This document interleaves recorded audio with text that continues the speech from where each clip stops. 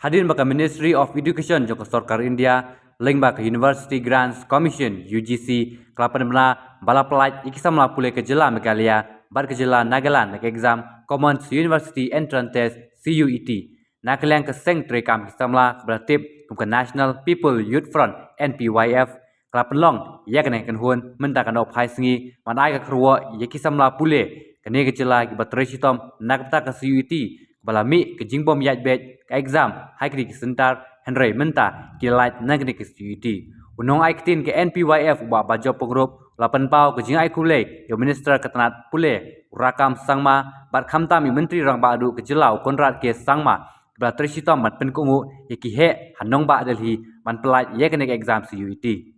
ka NPYF ka sentri kam jong kisamna jong ka parti NPP na kung spokesperson yang dan dekat lang bagi long kam jong parti general secretary jongi media secretary bakum ju i secretary jong parti be dan rengkat ni ai kene kerwa syaki khamtam ki khun samla ki puli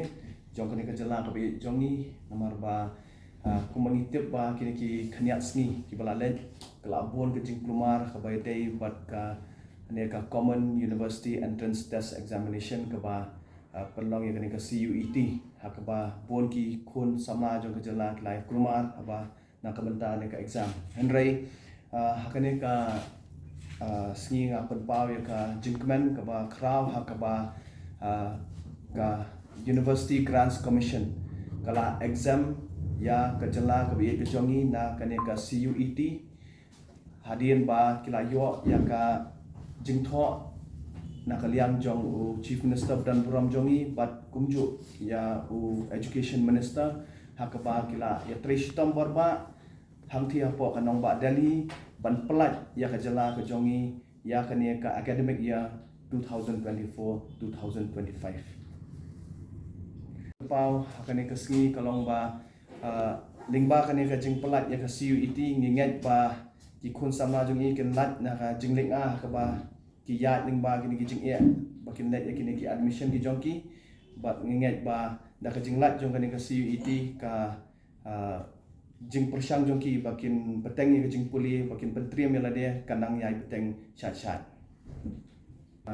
youth wing jong ka party hadin bengi i kini ki jing e ngira ya trishtom hi kum ka youth wing borok wei hakabang ya let ban kundu yo honorable chief minister na kabenta kane ka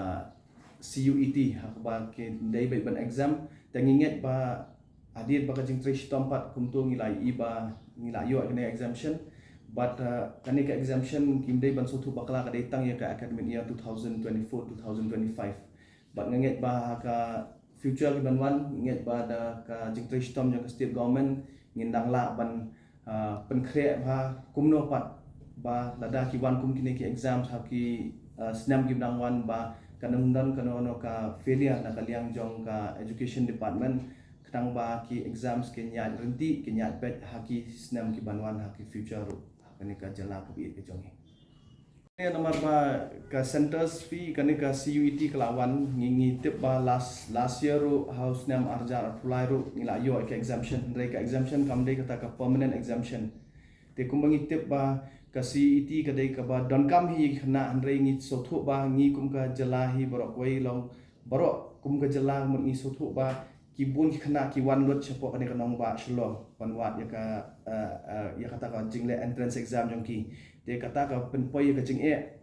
om tang ya ka sarkar re ki khna hi ru mar bale ba ki ne ki